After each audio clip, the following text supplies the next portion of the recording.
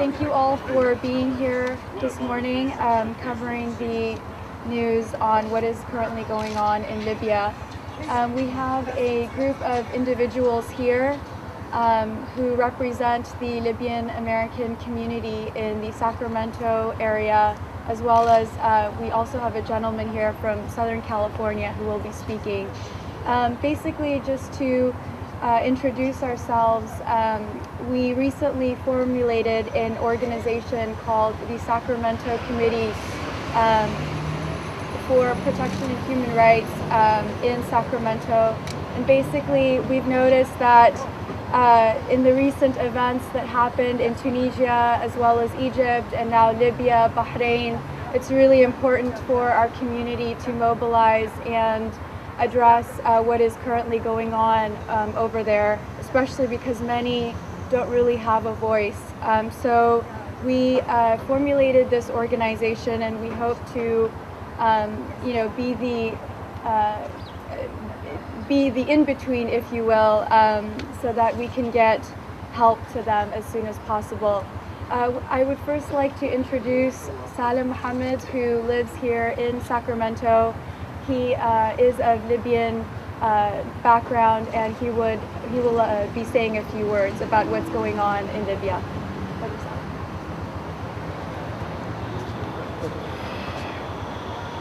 Good morning, ladies and gentlemen, and thank you very much for coming to cover this press conference. As Sister Marin said, that our fellow Libyans at the moment are experiencing massacres by the terrorist Qadafi. Qadafi actually for 40 years has been committing crimes and atrocities, and somehow he was able to get away with his crimes. But it is time, we believe, to demand an immediate arrest for his war crimes. What has happened recently is the following. The Libyan people, after all these years, have decided that it is enough. It is enough tyranny. It is enough dictatorship. They wanted to enjoy freedom and liberation like the rest of the humanities. So they decided to set out in the streets and demand freedom. But coward Qadafi decided to use aircrafts, jet fighters to bomb them, unheard of atrocities. So we demand that President Obama impose the no-fly zone. This is the only edge this criminal has against the defenseless Libyan people. The only edge he has is the airspace.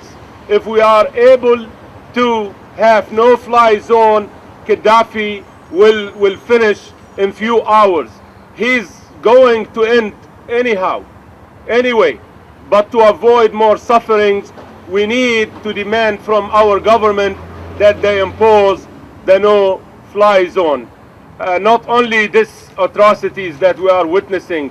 In 1987, Qadafi sent thousands of Libyan troops to invade neighboring Chad, one of the poorest countries in the world, and more than 6,000 people from the Libyan militaries have been viciously killed.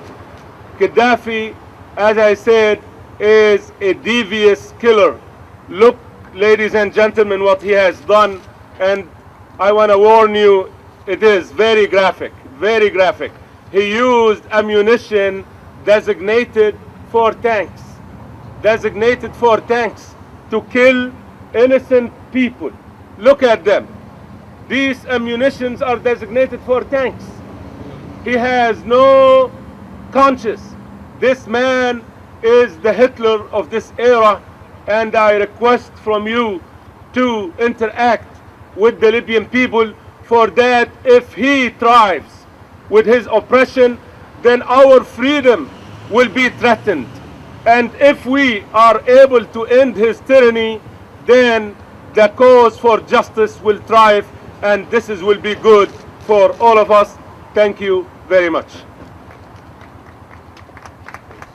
Thank you very much, Brother Follow.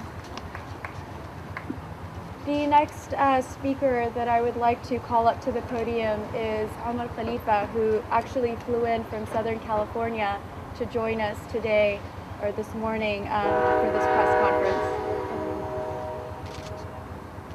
Thank you, Maren, and thank you all for coming here today. Like all of you, and so many across the world, we are deeply troubled by the egregious offenses perpetrated by Qadafi and his regime against innocent civilians who were simply demanding their basic fundamentals of life.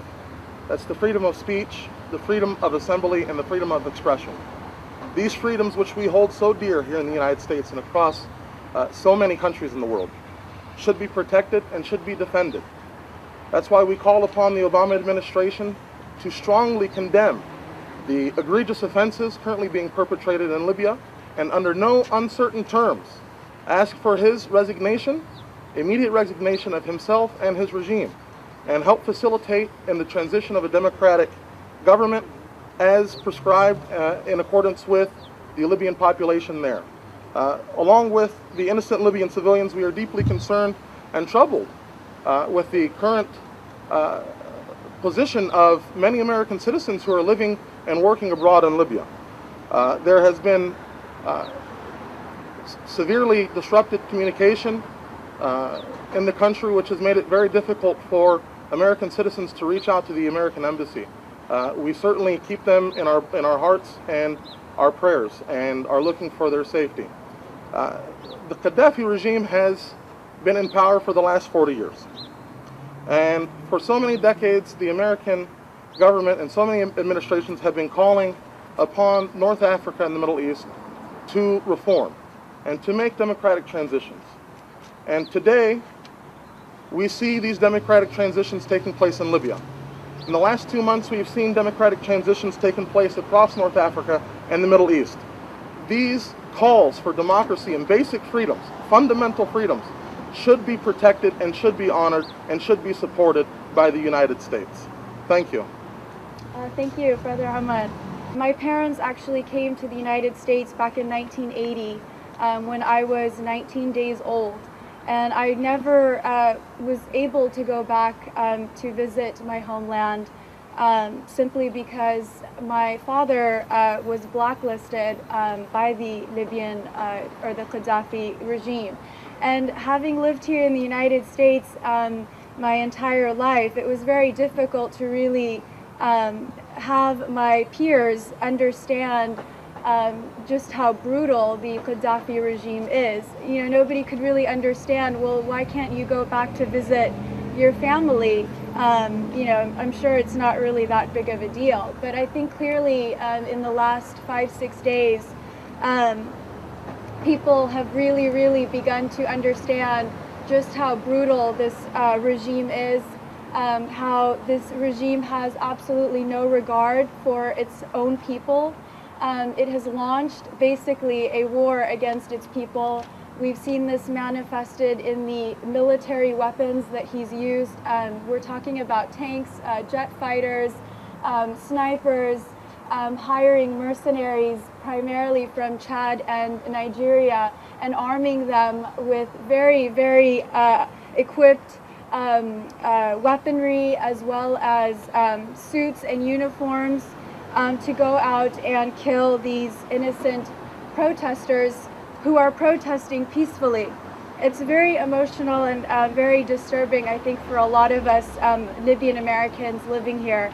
And this is why, as American citizens who are very active in this country, we vote, we pay taxes, and this is why we are being very adamant about demanding that our administration, Obama and the administration, be more aggressive in demanding that Qadafi stop the massacring of the Libyan people, that he allow the media from all over the world to enter Libya to expose and report what is going on. We are getting videos from the Libyan people who are just posting them on YouTube and Facebook to show us just brief snippets of what's going on. But we need the media, we need CNN, we need more reports like Anderson Cooper, we need you locally to report what is going on overseas so that they have a voice and so that their blood is not lost in vain. And we as Libyan Americans, we will continue until the Qadafi regime topples. We will continue to give them the voice that they deserve. And lastly, before we entertain any questions, and I know I've said this before, I really, really, from the bottom of my heart, appreciate all of your presence here. It means more to us than words can describe. Really, it's very much appreciated. And so we thank you for being here, and we thank you for the support that you've given us, so that this monster, Qadafi, and his cronies know that even though he has isolated the country, that we will continue to expose him for the man that he is. We'd be more than happy to entertain your questions.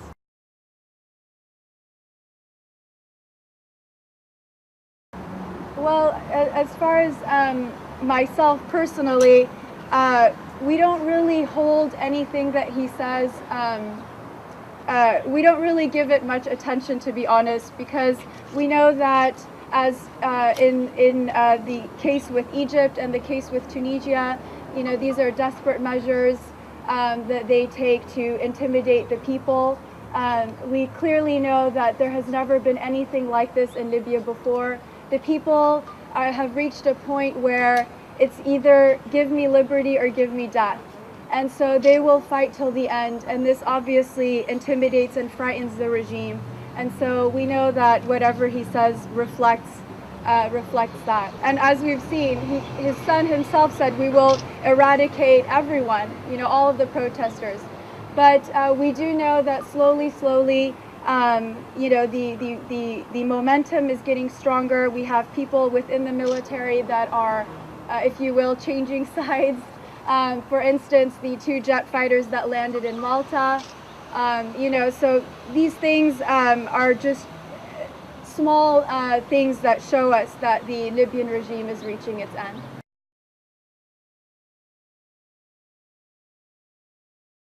Yes, I mean, we're asking, you know, the international community to intervene in that regard, yes. You know, when you have a government that is supposed to be protecting its people, and in this case you have a government that has launched a war on its people, then the international community needs to step up and defend those people. Their interests are what need to come first, right? So yeah. Brother Jamal Bouzayan, who's a resident in Davis, would also like to come up and say a few words. I came to the U.S. in 1975 at a young age because of the dictatorship that we had in Libya. And I spent more years in the U.S. than in Libya. At the same time, I am American. But I'm taking the podium today in my capacity as a human being. I have relatives in most of the cities of Libya. I have brothers and sisters in Benghazi, Misrata, Tripoli, everywhere. Most of Libya now is liberated, especially the eastern part. But the tragedy and the suffering and the massacre and the genocide that we must interfere immediately to prevent is the one that will happen in Tripoli if Qaddafi continue to be able to have a free hand in using every kind of military equipment he has against civilians who have nothing to protect them. These civilians came out to express their opinion. They have no arms, they have no military training, they have no protection. Instead of dealing with them in a civilized manner, instead of providing discussion, instead of providing a platform for communication, he immediately took his guns out and started shooting. So right now we are in a position that Qaddafi stayed in power 42 years. So if he stays another day or two, it's not that much difference.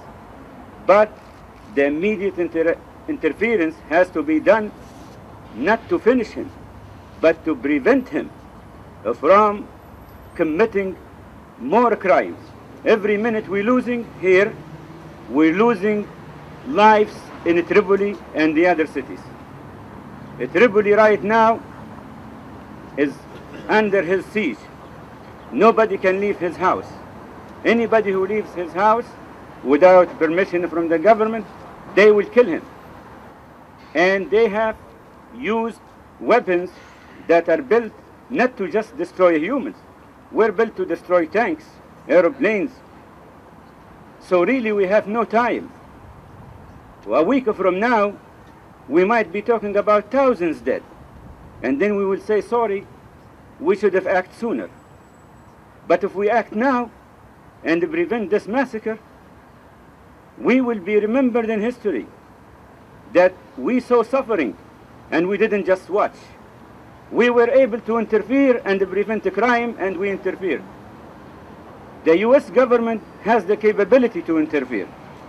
The Obama administration has the capability and the moral responsibility to act immediately. Statements are not enough. The man has shown for 42 years he never listened to reason. You can't sit and discuss with him. You can't reason with him. We can reason with each other, but the only thing he knows is to use force. To ask him a question, he answers you with a bullet. To tell him I want freedom, he'll give you another bullet. And then not just this, most of the victims in Libya are really children. They're not even adults. He has no limits.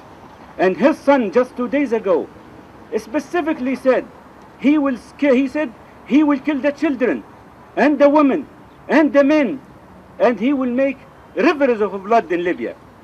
Or the other choice is to listen to him and obey him. But right now we're at the position where we cannot obey him. That is not a choice available to the public in Libya, because if they obey him, he will kill them too. So it doesn't matter now what we say. What matters is what we do. We have to have immediate action from the international community and especially from the United States of America. We're not asking them to do something wrong. We're just asking for protection of innocent civilians.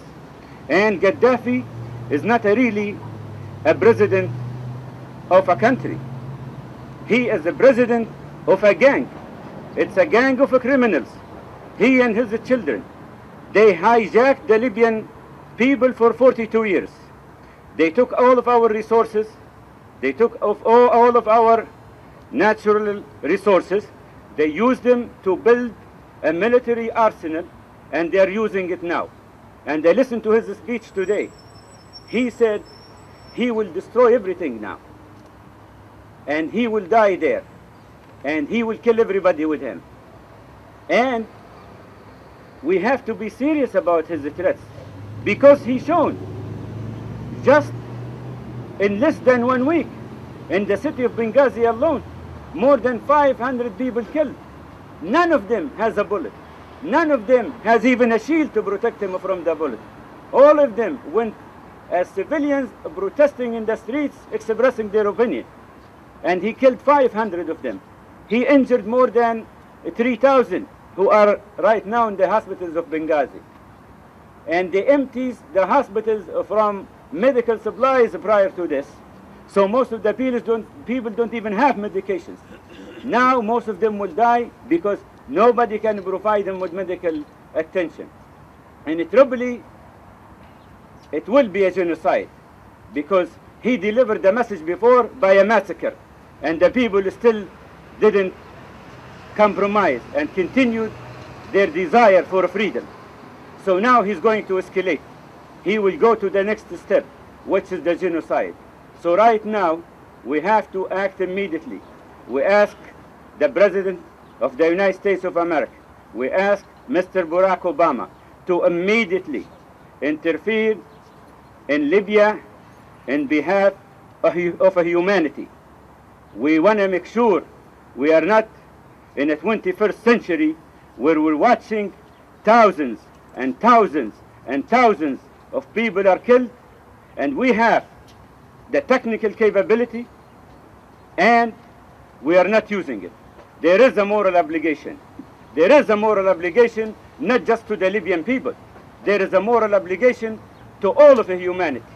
Because if we let a system like this survive, if we let a gang like these people, a man and his children, kill thousands and thousands with complete immunity, and nothing happens to them, and nothing happens to them from anybody except the victims that he's facing. That is really not a good thing to have. We have to act even if we are not his victims directly, because we are victims in another way. So please, whoever can pressure the president and the United Nations. Those are people who protest in the street, innocent, nothing. You see, they use a machine gun to knock down off the airplane. Look at this. Look at this. You believe that? Innocent people, that's a protest in the street. Look at this. Look at this. Look at how many. Look at this. This is a symbol. See? And the European Union, they still support them. You know? But luckily, the Libyan tribe, they stopped the oil. This is the good thing they did. He's trying to threaten to people, telling them that if they continue protesting that he hasn't even done anything. Obviously he has done things. He said that he didn't at all. He's going to use firepower against them. Look at that. That's the firepower that he's been using. He's saying that I didn't do anything, but I will be doing something. What else can you do? What else? These are innocent human beings. They don't deserve this.